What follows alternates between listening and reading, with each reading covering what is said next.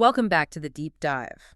Today, we are looking at a document you sent us that is, well, it's pure, unbridled terror. It's a detailed account from a former research associate at the Eisenloyd Perception Lab. Yeah, this one is. It's something else.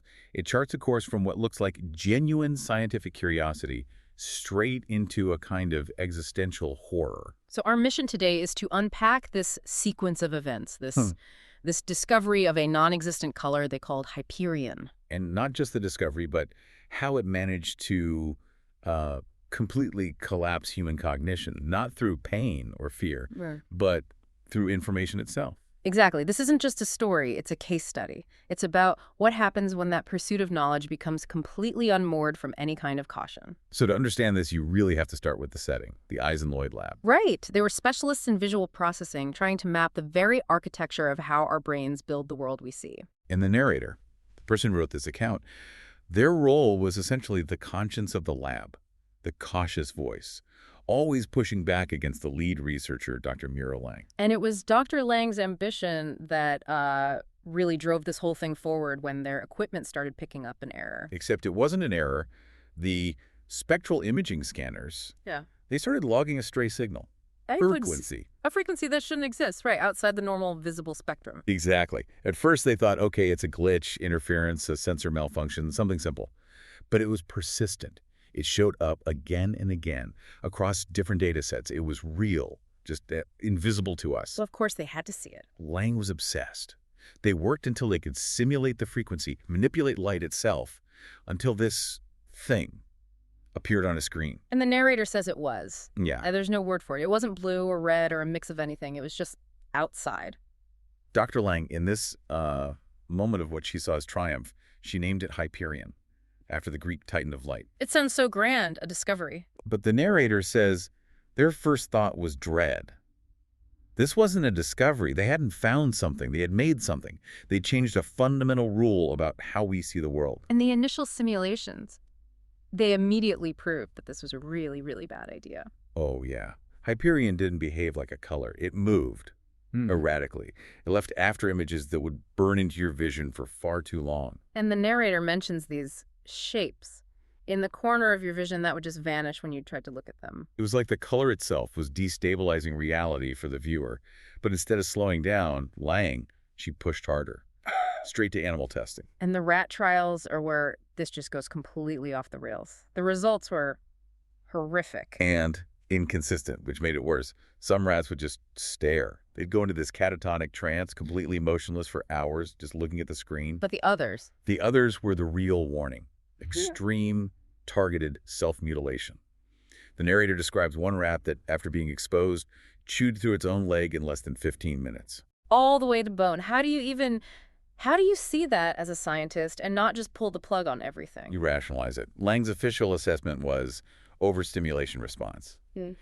She took this complete violent neurological breakdown and just reduced it to a data point. And she dismissed it. Completely. Yeah. She insisted that human brains, with our higher cognitive functions, that we would be able to process it differently, filter it. Believing our complexity was a shield, so they moved on to people. 10 university students, paid volunteers, just asked to stare at a screen. And at first, the reactions were varied. Some said it was beautiful, others just deeply unnerving. But there was one, an art major. She stared for only 3 minutes before she just broke down, crying. And what she said is, it's chilling. She just kept whispering, it's everything. It's always been everything. You see, it wasn't just being seen. It was being understood. Yeah. Like a download of total unfiltered information that just overwhelmed her. And it didn't stop when they looked away. After that first day, the volunteers started reporting that the color was still there, like a permanent overlay on their vision. Which leads us to Elliot, the physics student. He called the lab at 2 a.m, totally distraught. He said he could still see Hyperion, even with his eyes closed. He never came back for the follow-up testing. No. They found him the next night. He was just standing in the middle of a street, staring up at the empty sky, motionless. And the physical damage, it's what makes this so terrifying. His retinas were completely burned out, physically destroyed. But he was still looking up. He hadn't screamed. He hadn't fought. He was just standing there, blank, focused on a sky he couldn't even see anymore. The compulsion had become neurological. It was a command that overrode his own body, his own survival instinct. And when the narrator confronted Lang about this, she was just cold. She suggested it might be an unrelated psychotic episode. And her conclusion? We need more data. That pursuit, that cold logic, that was the real horror for the narrator. Which brings us to the final experiment. And you can just feel the dread in the writing. Everyone in that lab knew they were dealing with something terrible. 4 subjects sealed in an observation room. James Walker, Julia H., and 2 others. They were hooked up to biometric sensors, fMRI scanners, everything. The goal was to map the collapse in real time. And the timeline. It's precise. 10 minutes in, motor functions slow. James stops blinking entirely. Julia's breathing becomes shallow. 15 minutes. Their vitals are actually stable. Heartbeat, breathing, it's all normal. But the fMRI, the brain activity, the narrator just describes it as incomprehensible. What does that even mean? It means the brain's pathways weren't following any recognizable pattern anymore. Not for thought, not for emotion, nothing. The brain wasn't processing. It was just stuck in this runaway feedback loop of pure, raw data. And then at 20 minutes. The first subject collapses. Vitals just flatline instantly. The second follows a moment later. But James and Julia, their fate was worse. Much worse. Their hearts were still beating. They were breathing. Their eyes were wide open. But they were completely, totally motionless. Locked. Locked in something we can't understand. A conscious state where the knowledge they'd received was so total, it made being conscious, the act of doing anything, obsolete. And then the next day, it was all over. Government officials, security, they just descended on the lab. No warning. They shut it all down. Wiped the servers, boxed up the equipment, handed out non-disclosure agreements.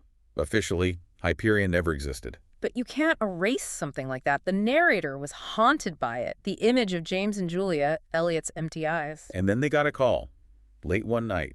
It was Dr. Lang. What does she say? Her confession is maybe the most terrifying line in the entire account. She said, "I don't think we discovered Hyperion. I think it discovered us." What does she mean by that?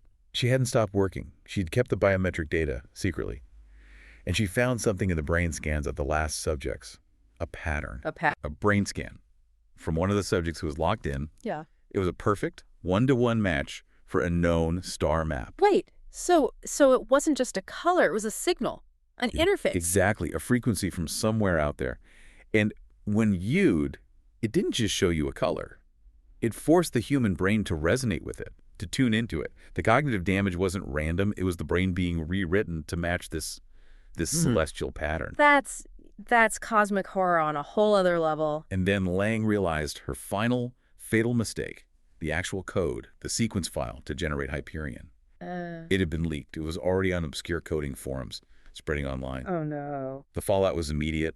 Within 12 hours, the reports started coming in. A surge of unexplained suicides in Tokyo, people just walking into traffic. The narrator mentions drownings, too, along coastlines everywhere, people just walking into the water. Yes, and the key detail is how they died.